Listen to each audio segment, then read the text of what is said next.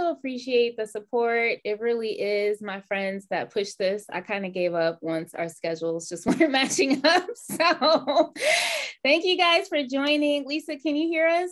Okay, well, she has her earbuds. But this is just a celebration of my very first fiction book, which is Stories for the Urban Soul.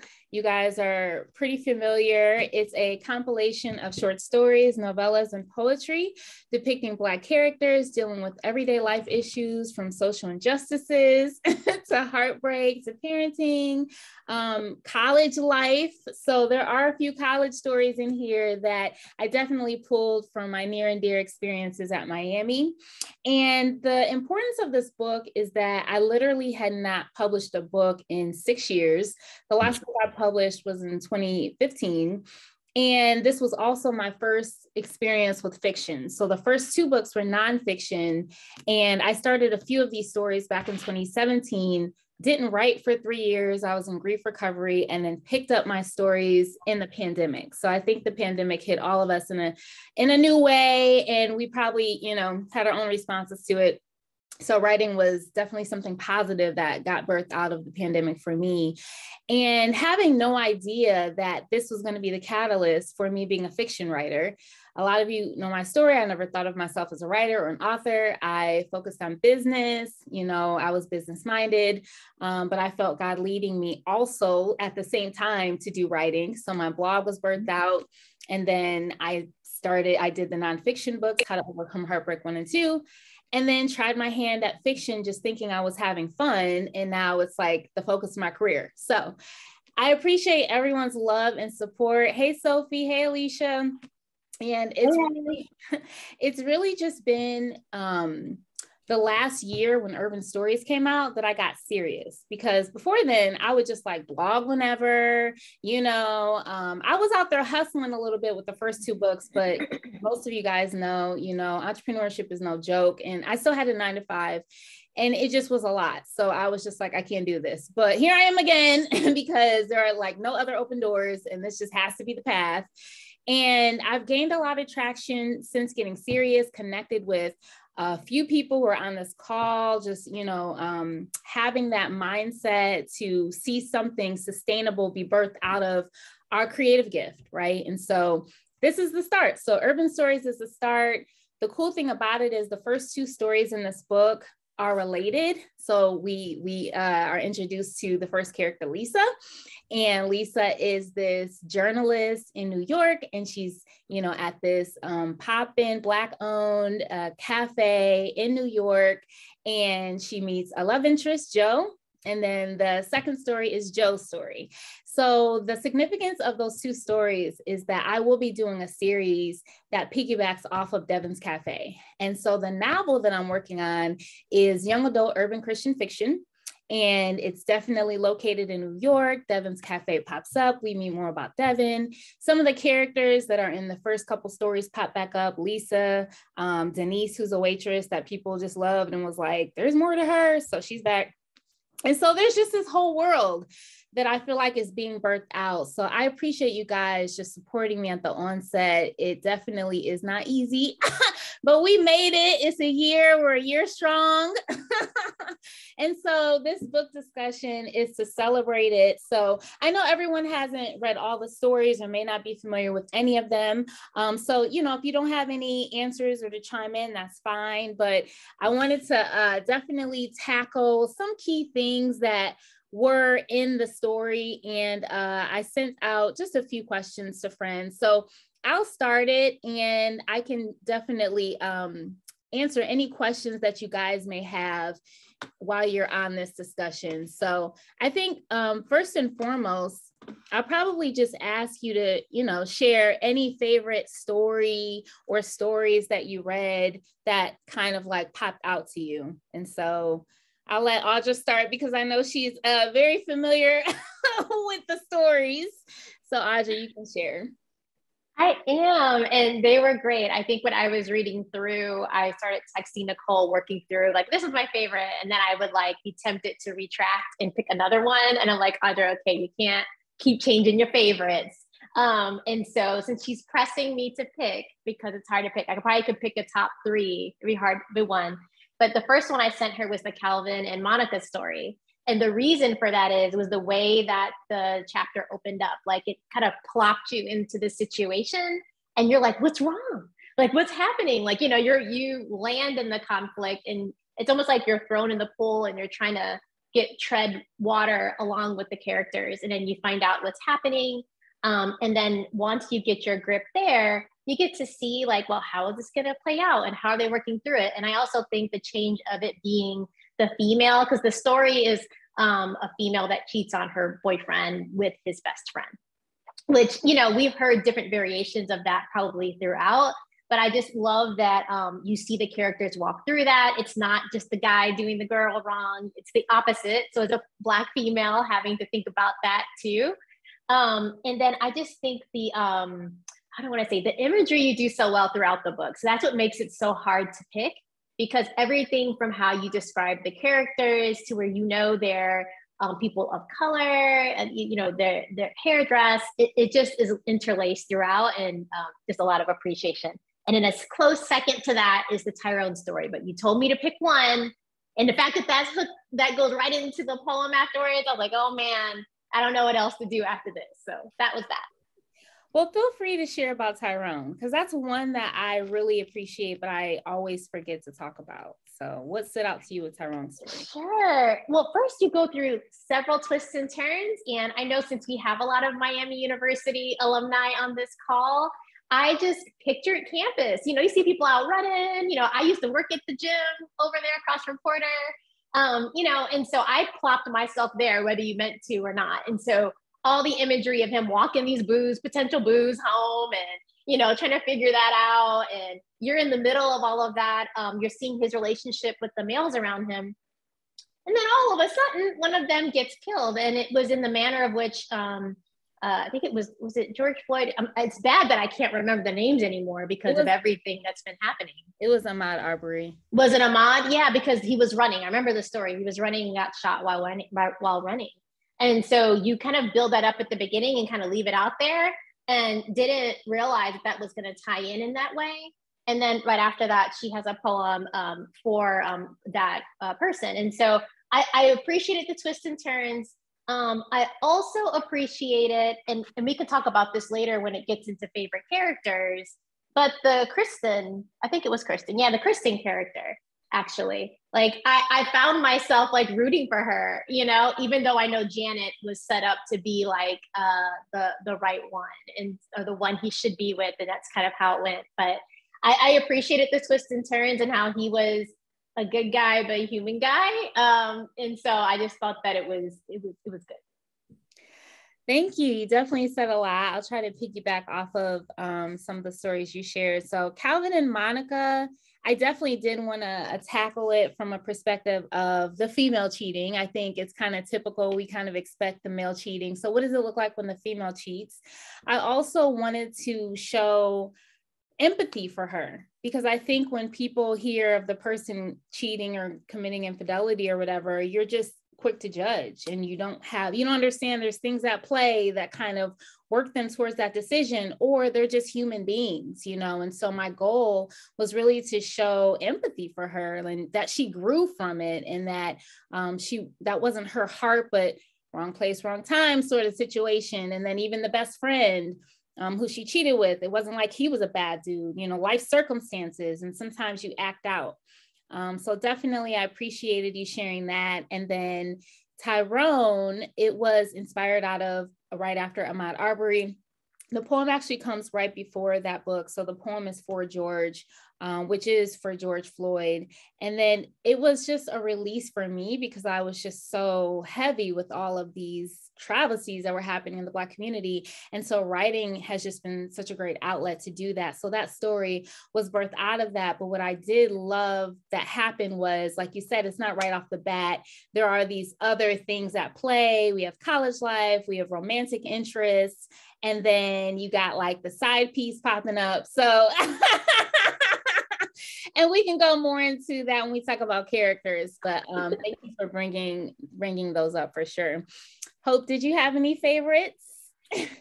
Well, I would say, the first one, Joe and Lisa, because I did not expect it to turn that way, and for her to get back with Michael. Like, I was glad, but also like super torn too. Like, dag, Joe seems great. Oh, now Michael wants to get his life together. So that was my favorite. And girl, you are not the only one. I've heard so many people's responses to that. I have my own reasons, but it's definitely helpful to hear people's feedback. So yeah. All right. And if anyone else wants to share, you can jump in. But I'm only feeling safe to call on Audra and Hope because I know they've been actively reading. So okay, well, we can move on to the characters. So that brings us into who are some of the characters who stood out to you and why. I know, Audra, you shared about Kristen. I can't remember the girl's name. Kristen. Yeah, I called her Kristen, but I'm like wondering if that's right. Because it was Kristen and Janet. What is it? Is it Christine? Christine, yeah. Okay, so Christine. So what stood out to you about Christine? So Christine's a hot girl, right? Like she's been out there. You know, this is how we said it when it was, you know, when we were on campus, right? Like a little hot, may need to cool down a little bit. And but I think that even in her, I saw that cycle a lot, like where it's like, okay, I'm trying to like get with the good guy, and then is the good guy gonna just treat me like, you know, the rest of them, you know? And so I could see like, and it was not resolved, Nicole. I felt like he left it unresolved because she like confronts him about it, and he's like, no, just kidding, I'm sorry, my bad. And then she's just left there. But I feel like she was trying to start making good choices in her own way, since that was her cycle. She chose that. And so admittedly, I did find myself feeling like that would be nice if it worked out with her instead of the other way around. So. Well, I appreciate you saying that. There's definitely more to her. I will say this is a short story. So with short stories, you can't fully develop the plot. You kind of got to out there. And since the focus is Tyrone and Janet, that was kind of the focus. But definitely is a buildup for a whole novel or more to her story. And you got exactly what I wanted the reader to get, was that there was more to her. Again, I wanted empathy. A lot of kind of jumps around, but a lot of my desire for my characters are going to be character development and growth. You'll always see that. And just not being so judgmental. I think people can come across a certain way, and we see that one side and we make comments. So even Tyrone's boy was like, yeah, you sure about that? Basically, you know, she done got around. But the truth is she genuinely liked him. She just was using the tools she knew to get him. Those were the tools that she had available to her, which was her body, her looks, her sex appeal. So that's what she used. But yeah, you definitely got what I wanted, you know, my readers to get from her character. All right. Hopi, any other characters that stood out? I'm going to go back. Joe was a good guy. What did you like about Joe? He was just really sincere. He was patient. He was just a very kind person that wasn't trying to like, he wasn't on no foolery or trying to take advantage of her or anything like that. He just seemed like a stand-up guy. Yeah. Which is why I wrote his own story. He's the only side character that gets his own story in the whole book. Like I couldn't play him like that. I felt bad for Joe. I was just like, me this too. Wait for the one. He done got caught up with her. She's still on her. You know, it was just like, all right, I gotta hook him up. Yeah. And he really just cared about her heart. And even though he was disappointed, he even handled that well. Cause you know, sometimes when you have to let a guy down, that goes sideways quick. So usually I feel bad, Seth. I'm not gonna try to go in on y'all, but I'm just like I'm here defenseless. Like I know. That's the nice thing about fiction, is that sometimes what you don't see in real life, you can portray in fiction. You know, I hope Joe exists out there somewhere. I don't know if I've necessarily seen him in his entirety. I've seen pieces and parts. I'll say he was respectful. He was upright in character. He honored Lisa. I've had those experiences myself. So I'm not gonna dog dudes. I'm just saying he was kind of perfect, and I don't know if that really exists, but you know, So this goes back to kind of what Hope said. Do you agree with Lisa going back to Michael? Why or why not? Here we go, because I already know. What do you guys want to say about that one? I mean, it's the right thing, blah, blah, blah. Like, is it the right thing now? I mean, what is the right thing in that situation? I think when you think about what we're really preached to, at least in the church, of like keep the family together, in that sense, it's the right thing of, you know, Lisa's trying to keep her family together. And it, you know, Michael was actually putting forth effort. A lot of times, you know, a person, when there's a conflict in the relationship, they're just saying the right things to try to keep the relationship going, to win the person back. But he was like sincere and actually making steps towards doing that. And to say that you can't ever make a mistake and be in a relationship is for like none of us to be in any kind of relationship. So there has to be forgiveness and repair, you know, when things, you know, come up. So in that regard, you know, it was good. I just felt bad for Joe. Well, and I already told Nicole Hope that I felt like it was the easy and expected thing. Like, you know, like, I mean, for me, it was hard to see that because, and I gave more context to it, I will give it now. I think that when in Black family structure in particular, it's not uncommon to hear the story of the kind of matriarch that's the kind of like, let me take the brunt for this to keep the family going, whatever that looks like, you know, she, you know, we'll say it enduringly, like, well, she never thinks about herself. She kind of gives it all for her family. And we're like, oh, that's so great. I'm like, well, is it? Like, you know, and so I mean, I think it's not.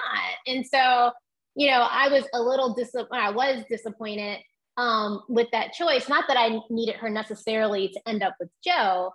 I just think that if that is the why, just because it's what is taught from a Christian perspective, or, you know, would seem as the right thing in the thing that's more acceptable socially, or what people naturally think about when they see couples divorcing or something like that, it's like, that doesn't make it the right choice. And so, you know, I'm like, I don't know. I would have liked to see a little bit more complexity there, but Nicole's going to tell me that it's a short story and there's more. And so I'm going to leave it alone. But those are the things that I was like, I don't know about that. Not that she even had to be with anybody. So. Yeah, I was going to say that was, hello. I was going to say, I think it was the right choice to make. I didn't think that was going to happen, but I definitely think it's the right choice to make for a few reasons. I think one, I mean, when you do big picture, when you do make a commitment like you're breaking about up. all, oh no, can you hear me? Yeah. Can you hear me? Yeah, we can hear you. I was just saying, when you make a commitment, you know, like that, you have to think long term. And although he made his mistakes, and obviously he didn't think long term, you know, for making his mistakes, but I think you have to think long term when it comes to marriage. And yes, Joe, that matter. Yeah, you're breaking up again. Darn. I know. I saw you're in your car. Are you driving? Can you hear me? You can't hear me? Yeah. Okay, I'll put it in the chat. And then okay, thank you. I can read it once you put it in the chat, girl, because I need somebody to go for that for Michael. So this is what I'll say, because it sounds like you guys are wrestling with the intent. You're like, okay, if the intent is the Christian teaching in the church that the family structure needs to stay together, or the woman needs to do the hard thing, none of that stuff was on my radar when I wrote it, okay? At least not consciously. My intent is what I will read this one line, and this is on page 50, and it's Lisa talking to Joe. And she says, it means I need to go back to my husband. I need to work on my marriage. There, she had said it. It was the truth she had been wrestling with for the last few weeks. It was the thing that rested on her heart like a newborn on a mother's chest, soft and enduring, but still weighty. So for me, I was coming from the perspective of discipleship and God giving us the desire of our heart. So for most of the story, Lisa's pining for her husband. This is her ultimate desire. This is her initial desire, is to be with her ex, Michael. And even though, you know, Joe is amazing, her original desire was to be back with her ex. So now she's in a space where it's bittersweet. She gets her desire, but it's still a cost to it. And so what I talk about, because at the end of the book, there's a section called Lessons from the Characters. So I kind of break down where I was coming from as the writer with each of these storylines. And, you know, I just share, like, this is her first hard choice to make as a believer in Christ. She's feeling led in this direction. She feels like God is saying this way, this is the way, walk ye in it. It's your desire, but there's also a cost to it. And that's been birthed out of my own personal journey. So was not coming from this teaching of the church saying the body, the family needs to stay together, none of that. So it really was, he gives us the desires of our heart, but sometimes there's still hard decisions to be made. But I appreciate your insight and perspective. Let's see if Lisa's thing came through. Okay, it did not. All right, so we will move on to Joe's story with Earl. And I definitely had some feedback, especially from like male perspectives with this story. Do you agree with Joe helping Earl in the way that he did? Why or why not?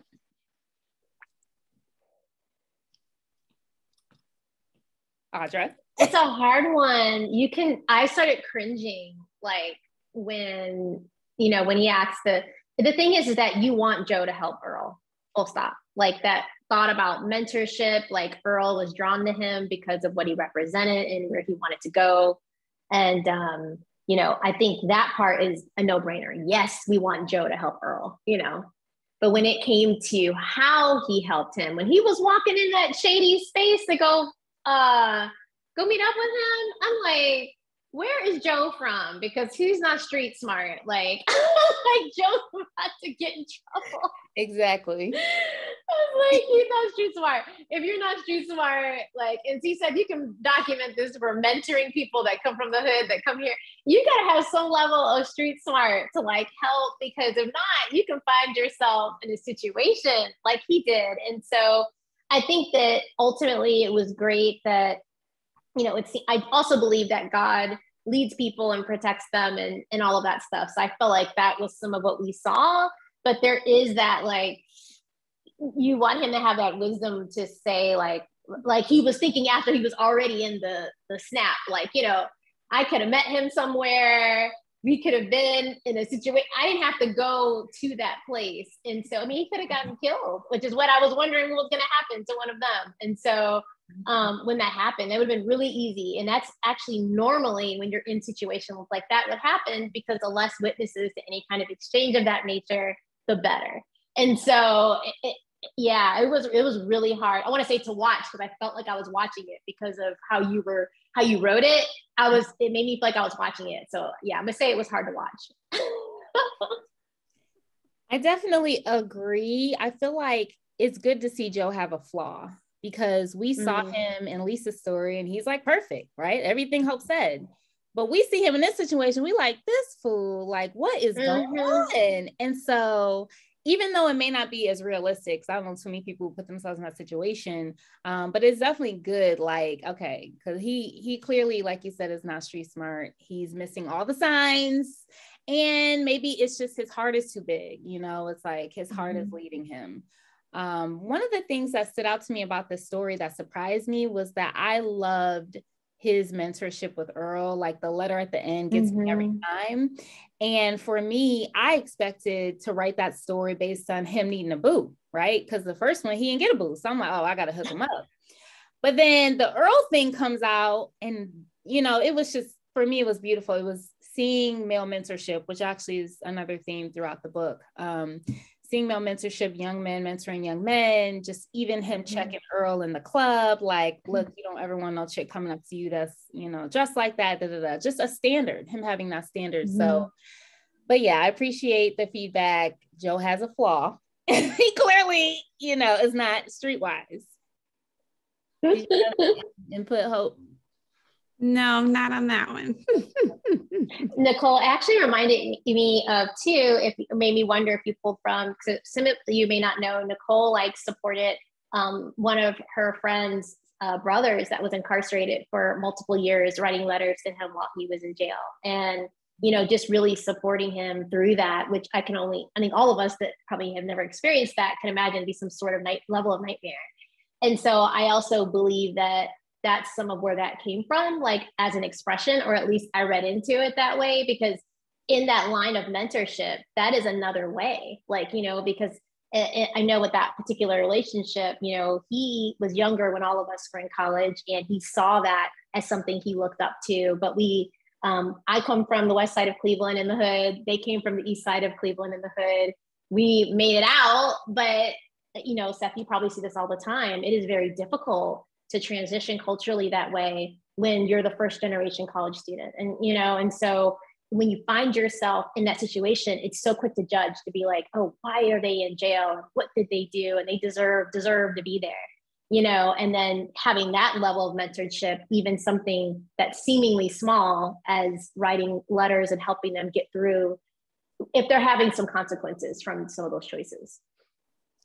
Yeah, you definitely hit the nail on the head. I definitely pulled from my experience writing those letters. I still have all those letters. That was a significant part of my life at that time. Just, I was working in a cubicle, and I would just be feeling confined in the cubicle. And I'm wondering, how is he making it with bars? Like, I feel confined in an office, you know, like I just can't imagine the mental tenacity that they had to have, or you have to have when you're in those situations. So that definitely was a key for me being able to write that.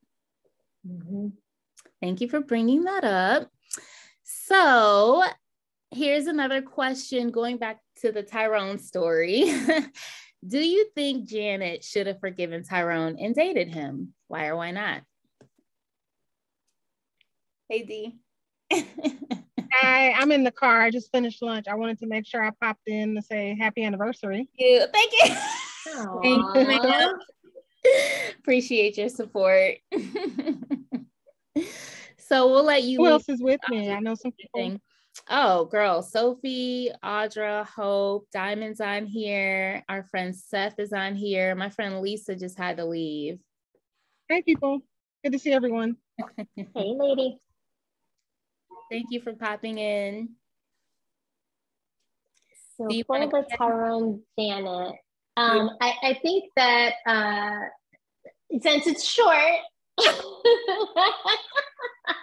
maybe eventually, but I think it was okay the way that it was. Like, you know, I think it was consistent with her character. You know, so yeah, and I think it was good that it wasn't a quick like, oh, you're nasty, leave me alone, you know, but like, okay, we can see, but you need to have some consequences for some of that, and not like that's just going to be okay and it's going to be like it never happened. So yeah, I definitely appreciate Janet's character. I feel like she was relatable to me. It was like she was driven, she had her goals, she knew her identity at a very young age, but she saw something in him and that caused her to take a chance. She got burned, she learned, she's like, look, we need boundaries. So I definitely appreciated that. This kind of goes back to the Calvin and Monica story, because you mentioned them too, Audra. Do you think they should have gotten back together? Why or why not? Yeah. Now with that one, I think I got the sense, I don't know if I made it up in my head or if it was actually written, but I got the sense that they were in a relationship for a while before that happened. And so I do think that changes the dynamic, because then, and not only was it, because you could just as well ask if he should continue to be friends with his friend, you know? So in both cases, it seemed to be that he had long relationships with them, and then something, and I think that is different. This isn't just some guy I just met or some girl I just met, you know, that does change it. Now the outcome may still be the same, to where you decide, I'm sorry, I can't get past it. And that's why I appreciate it that you took him, the Calvin character, through that, of like, you know, and having the mentor from his church kind of talking him through like, well, can you or can't you? And that's a real choice. And sometimes you can, sometimes you can't. But I think one of the, you know, favorite, Well, yeah, because this is one of my favorite quotes is actually from this story. It's from the Monica part. And she says, why couldn't growth come through always making the right choices? Right. And I think that one just resonates with me so much. I tell people I'm definitely a recovering perfectionist. And I think the problem with that is that when you're always striving to be perfect, like I believe Monica was in that story, and that's why she said it, is that you're setting yourself up for failure if you don't have balance, because you're not allowing yourself to be human. Like as much as you can have high standard of excellence and want to do right by everybody you love, if you don't allow yourself to go through the natural processes of life and being a human being, you are setting yourself up. And so I think that mindset of why can't we get growth through always making the right choices shows what got her into that situation in the first place. And so that leads me to my other favorite quote from here, from Calvin, or I think it was a thought, not something he said. He said, after they got the conversation, the scene, because I love fall. So of course I'm picturing Cleveland. I don't care if you take the cafe to New York, I'm gonna be thinking about Cleveland or the area. But he said that he marveled at how death could be so beautiful because they're in fall. And all of the amazing colors of the leaves that came from them dying. And so I do believe, even though I wasn't filling Lisa and Michael's story from the beginning, but I do think depending on the circumstances, that when you go through hard things, that sometimes could be infidelity, that could be a hard, situation at work or death of the family. There is this cycle of things that allows for like a beauty that can come out of that. So yeah, I really like that story. Well, thank you for having favorite quotes. I appreciate that. I would definitely say the perfectionist thing is my experience as well, which is why I wrote it, even though I know for me, a lot of times it's like God speaking through my writing to me. So sometimes I'm not even consciously aware of what I'm writing. It just comes out and I'll be like, oh, and I got to read it and sit with it. So that's one. And I feel that like, why can't we just learn through being perfect? We wish we could. Mountaintop to mountaintop. No one ever wants valleys. It's just like, let me just be able to jump. And then we think something's wrong when there's a valley, when it's like, that is the normal course of things. To get to the next mountaintop, there is not only a valley, but a climb. Yeah. But even saying that, it's like when you fall, it brings such humility. When you mess up, it brings such humility. It's just such a reminder that we're all imperfect and that no one is above any of these things. And that's definitely something I try to show in my writing, is like, none of us are above these decisions, Did you have any feedback, Hope? No. Okay, just checking. So this goes to one of my favorites, Vanessa's story. What do you think are some of the reasons Vanessa found herself in a toxic relationship? See, that one's hard because we don't know too much about Vanessa's history. Like her family history. You like hit a little bit of it, but not a lot. So I think that's from my experience, some that has something to do with it. But I would just say from a basic baseline level, regardless of upbringing, if, the whole setup, like, again, going back to the college thing, if you're a freshman, there's this, it's a senior or a junior or someone who's showing you this level of attention you've never experienced before. I know now in hindsight that you're a lot less grown than you think you are at that time. And you don't realize that they are way ahead of you, like in that area, and so I just think she got gamed up. Like, I feel like she got gamed in and she was in, and then she kind of had to figure out, since she had a guy that got her in that situation, what she was going to do about that. So, yeah. Yeah, I would say part of it would be the pride factor, right? We just talked about humility. And so when you're young and you're confident, and I mean, she just left her other dude because he was a fool, right? So she had this track record of being that's true. Knowing her identity. She knows the foolery. These dudes ain't gonna get me. That's what she says earlier in the story. Like, these college dudes ain't gonna get me. She's self-assured. And then comparing herself with her friend, Cece, who's kind of like wilding out here because she got this background. So one of the underlying reasons I just think was pride. You know, it's just kind of like thinking that you got your ish together, you're good. These dudes ain't gonna get you. You got this strong family background. So I wanted to show that just because you have a 2-family household, you in the suburbs, you privileged, you got resources, does not mean that you're not susceptible to falling into something unhealthy. Again, it can happen to any of us. So that was definitely one of the reasons, but you touched on that too. Just having a much older male figure, you know, from their very first conversation, he's already like on thinking about something way ahead than her dude in the past who just wanted to go to like prom, you know. So his vision his vision is way ahead. And you know, the college years, we had friends like that who were only a year ahead, but I mean, I felt like they were 5 years ahead. Like when you're in college, it's so weird because you're in this group of peers, but those 1 or 2 years makes a big difference where you feel like, well, I'm 20, they're 21, but sometimes they seem like they're 30. Like you just So, and he was already, I put that in there. He had taken a gap year or some time off. So he was already way ahead of her, at least in the age group. And I think even with that, I mean, I know you know, fiction writing, but like for those of us that were in the, you know, Black community at Miami, I think that even adds a different level to it too, because then you're even in more like an incubator, you know, sort of, it's like, there's all of this going on around you, but you know, it's I mean, I don't remember if you said explicitly, you know, I think he was in a fraternity. Yeah, he was. I think so. Yeah. So then, you know, a lot of us that participated in that, we ran most of the social functions in school. And so you're in this, like, I don't know if it's still like that stuff. So you're not, it's like showing me that maybe it is.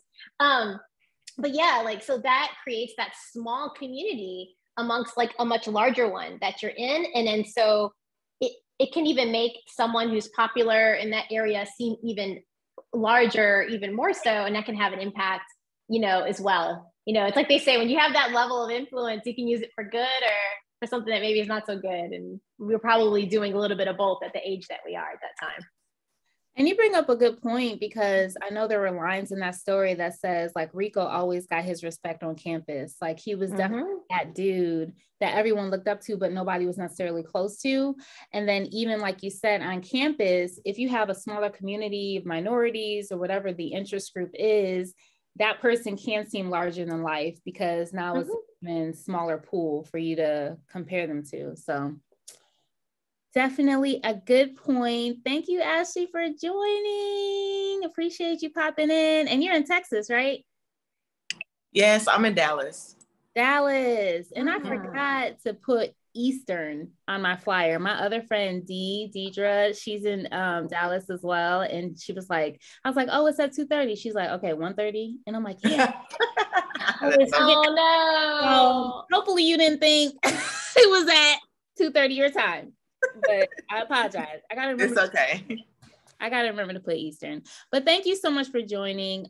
We were just going through some of the characters and stories that stood out to us. I know you did some reading of urban stories. Do you want to share any of the stories that stood out to you? Actually, I don't have any one in particular that stands out to me. My main things, I just wanted to say, I really like the creativity that you have in the way that you develop the stories, because they're so relatable. And I'll just chime in on the one story that you guys are talking about right now. I think it's so purposeful. The fact that you told it the way you did. And I liked the fact that the young lady kind of struggled with like telling her parents or, you know, people finding out. That she was concerned about what was going on in her relationship and really just being in a place where, who can I tell? Is it okay to share? And that her friend, I forgot her name, had her back and was like, hey. So you're probably referring to Cece. Yeah. I love their sisterhood. I kind of didn't talk about this either, but I love their sisterhood. And that was my experience in college. And some of my sisters are on here from college where it's just like, you have this bond, you have this life experience, this point in time that you're journeying with these people. And to be young and to find like those covenant relationships, surpassing romantic relationships, right? So I just love seeing Cece, even though they fell out in those uncomfortable moments, you sharing a room together and you not talking, and I've been there where you like, oh man, but then the sisterhood still prevails, and who's there for her in the end is Cece. And so when Rico is tripping, Cece coming in like, you gotta go, you know? So like, I so appreciate you sharing that. All right, so the next question I'll ask is about Jasmine's story. And so I'm not sure if you guys are as familiar with her story, but I love Jasmine. She definitely was inspired from a friendship. That's the thing. When you are writing fiction, you do be pulling on real life experiences. So I keep 100. But I definitely liked her because I felt like it was an opportunity for me to show the dating world for someone of her age. But then what's really important, right, is your self-value, which is another theme in my books, in my writings. It's like her having to choose herself at the end. So I don't know if you want to share your thoughts on Jasmine, Audra, because I know you have some thoughts. I do. First of all, let me just say, I don't know if y'all read the story. You have to read it because it is so fun. So I'm following it along. This woman, she meets this guy that seems like the ideal thing that anybody probably would want. And then he starts acting up when in the areas that matter. Yeah, like with your family, like he's trying to shortchange and not show respect. Essentially, that's how I took it, towards the things that were meaningful to her family. And then when she was trying to, I think what seemed like legitimate questions, like, I'm dating you and you're going on a trip without me. Like, I'm like, what? And then I ask a question and you get an attitude. To me, that's always a red flag. I ask a question and you got an attitude right away. It's like, whoa. You know, so I think it was interesting for her to have enough self-value to just say, you know what, then never mind. Like, so I feel like that's where a lot of us get in trouble, is we ignore those red flags. Like, oh, maybe they were having a bad day. And she did some of that, but that she didn't let it get too far down the line, because what if she would have done that then? And it just would have been more of the same. And even though you have what seems like this trophy guy, you know, you're really upset and building resentment on the inside because it is not, you're not being respected. The things that you care about, like your family, are not being respected. And yeah, I just feel like that was what I took away from that. So I think it was a really powerful thing that I think a lot of times, and I would say, you know, for women of color in particular, like you're kind of sold that Cosby Show, you know, family, you know, Black Essence magazine, you know, kind of family unit that you want. And if you have glimpses of that, since it's ingrained in you so deeply, it could be really hard to let that go. So I think it was powerful to watch her go through that process and, in my opinion, make the right choice. Well, thank you. I do appreciate that. I was intentional to depict. So when they first meet this guy, and heaven help me, I done forgot the man's name. Courtney, thank you. When they first met Courtney, you know, Jasmine and all her girls want him. One of the girls' cousin dated him, and she still was trying to get at him, even though her cousin dated him, right? So this is how thirsty they all were. And he wants Jasmine. So she's like cream of the crop. She done won the lottery ticket. To Audra's point, you're kind of like, you have the prize, you have this, it looks good on the outside, right? But then slowly but surely, like his ish starts surfacing, the red flags start surfacing. And the key thing is, initially, the lady who said her cousin dated him was like, yeah, it didn't work out because he's in grad school and he was too busy. Okay, sign number one, this may not be the right season for him.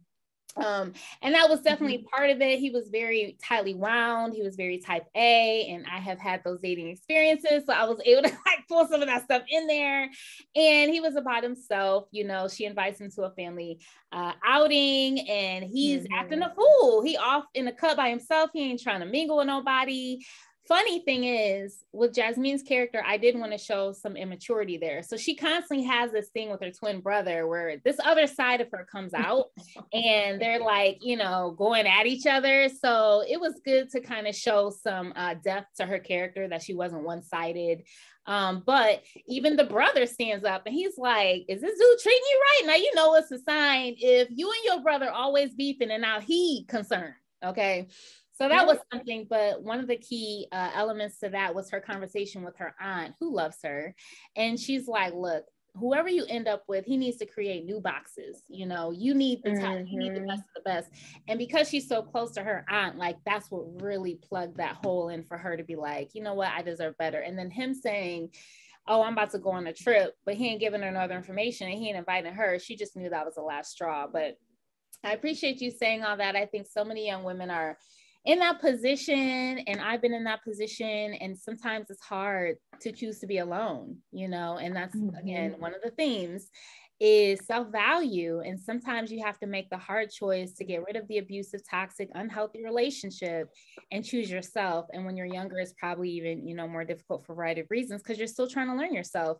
But what I do at the end of that story is just kind of show that there's something waiting for her on the other side of that choice, and that's going to come through her yoga instructor, and it'll be a spiritual encounter. So just basing that on some of my experiences with giving up those things that I held dear to, even though they were toxic, but I still overvalued them, and then how I developed on the other end of making those hard choices.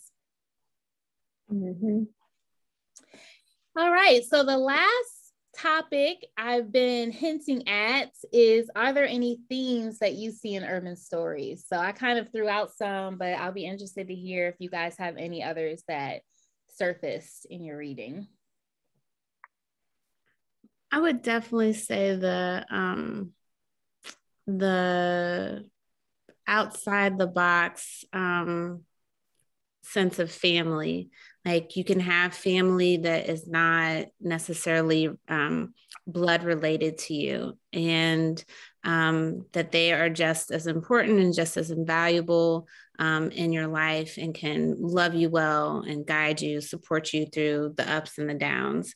Like I definitely saw that a bit, especially I like that with Aunt Sylvia. She was very, very cool, very funny. Yeah, you definitely bring up a good point, Hope. As you know, that's been our story, just having these people that are not blood related being more family than our own family. And we didn't touch on this story, but Dante's Joy is one of my favorites. Dante is a young man who's, you know, he's a good man. He's trying to get himself together, and he meets a woman named Joy. So it's called Dante's Joy. And what's one of the things that I love about that story is actually his relationship with his best friend, JR, who is a fool. So Dante is kind of like straight and narrow, spiritually grounded, you know, respectable young man. And JR is still kicking in the hood. So they're both from the hood. They both have this rough background, but Dante makes it out. Him and his sister make it out. But he brings JR along into this new season of his life. You know, he's loyal. He ain't trying to leave JR out there. So again, you see that brotherhood, and Vanessa and Cece are the perfect example as well. And I forgot about Aunt Sylvia. She was just amazing because Lisa literally had no family there. She moved there for Michael. So you going to New York City and you don't have support in community, like it's already a rough city. So Aunt Sylvia was a godsend, and then her friends at Devon's Cafe as well. So thank you for bringing that up. You're welcome. Yeah. I mentioned this before, but I just loved all the imagery that you did in the book as it relates to like talking about people of color. Like, and I had my finger in it the whole time, and I moved it, so I'll find it again. But it was around like you'll say their coffee colored eyes, their their weave like her locks, or all of these different things that we take for granted in the books that we read. Like if I read a lot of different books that describe characters that are usually white. And again, I love those stories. There's nothing wrong with it, but there's probably something subconscious that the most of those, like, if they're twirling their hair, it's like usually, it's straight or it's like silky or something different of that nature. And so I just appreciate that throughout. Like even when you said, that's what it was. It was talking about the lady Oh, she was in the cafe. It wasn't from Lisa's Cafe though. But you said her eyes sparkled with mischief. And it's so funny. I would never like think to describe it that way, but it does. And that brings a level of excitement. Like you kind of laugh and chuckle at it. And I think that you brought a lot of that life throughout in a way that our community could identify with. Yeah, so I really appreciated that throughout. Thank you for bringing that to my attention, because I know this novel is going to be on a whole nother level. Like the level of growth that I've experienced in my writing just in the last few months of taking a writing course has just brought me up here. And I know my purpose is to infuse spirituality and Black culture. And it's so wild that I never like thought of this before I started writing stories for the urban soul, but it's like, these are my two passions and I can write about them in a way that is real, that's relatable. So I really appreciate you saying that, Audra, because it means that I'm doing my job. Like I know my job is to put out these stories that are for us by us. And so thank you. I appreciate that.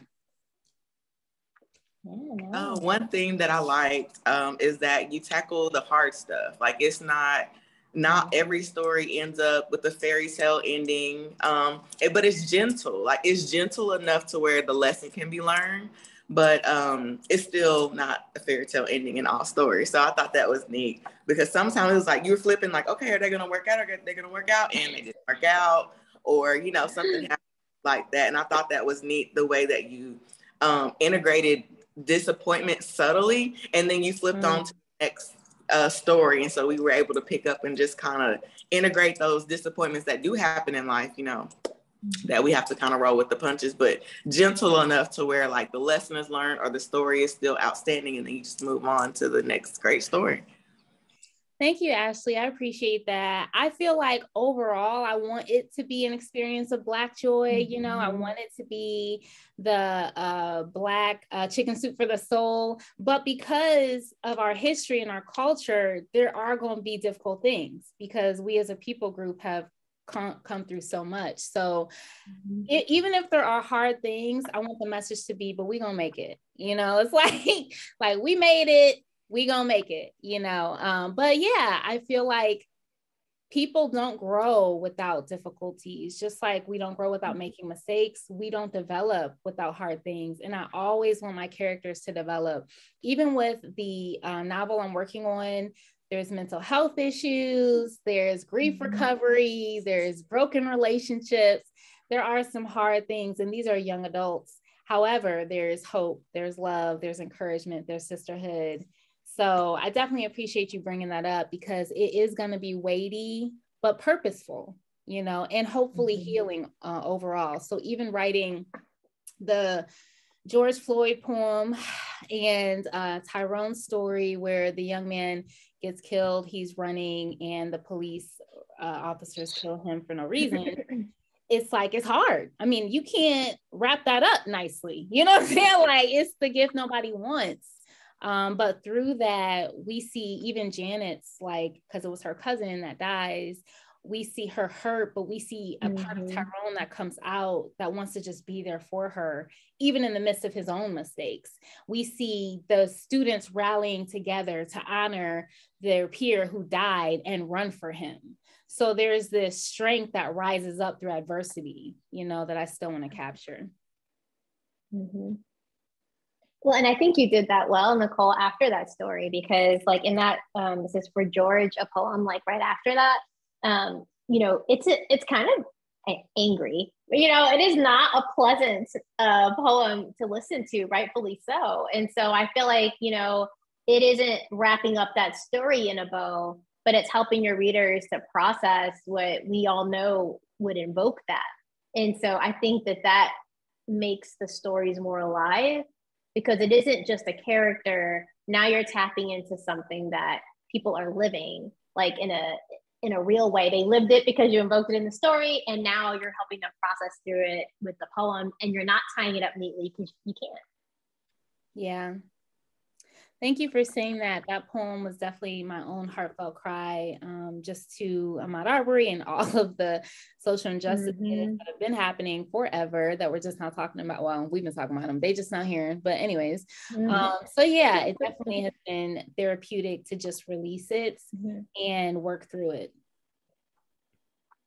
One other thing too, I didn't want to forget, when we were talking about Sylvia's character, again, I feel like it's a nod to what a lot of things look like to grow up in Black culture, right? To have respect for elders and have these elders that are lights, they've lived life. It doesn't mean they're perfect, but they say these things that maybe it's like planting a seed at the moment and then you go back to it later like, oh man, or it hits you one way then and then you go back and look at it. And so one I really like, because this is before Lisa was thinking about anything spiritually, but she was talking about her background with her parents and some of that trauma there.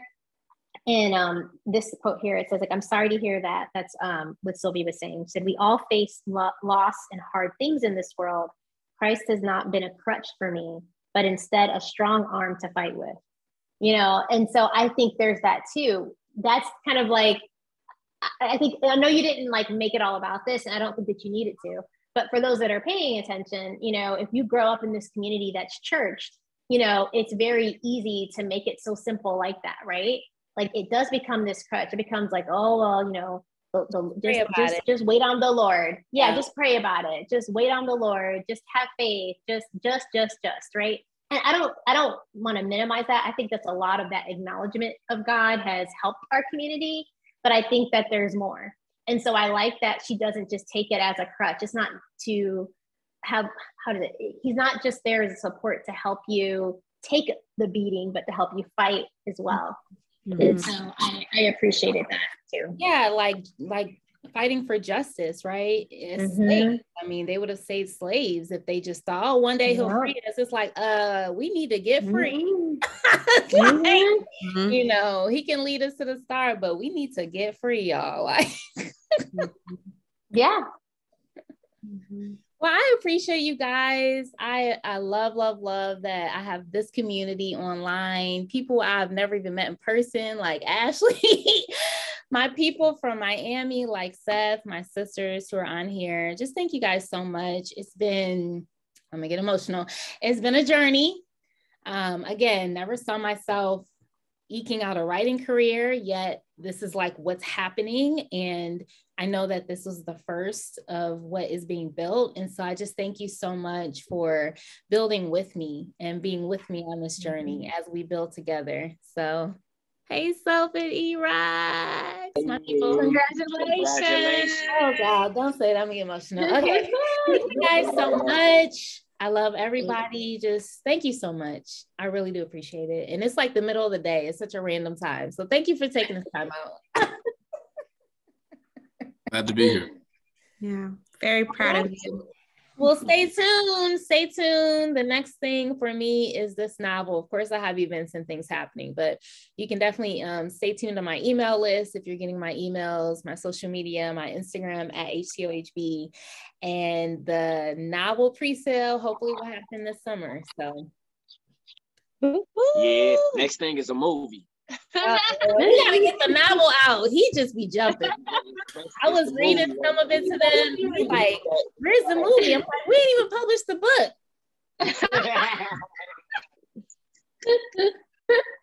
Thank you guys so much. Blessings to everybody. Enjoy the rest of your day.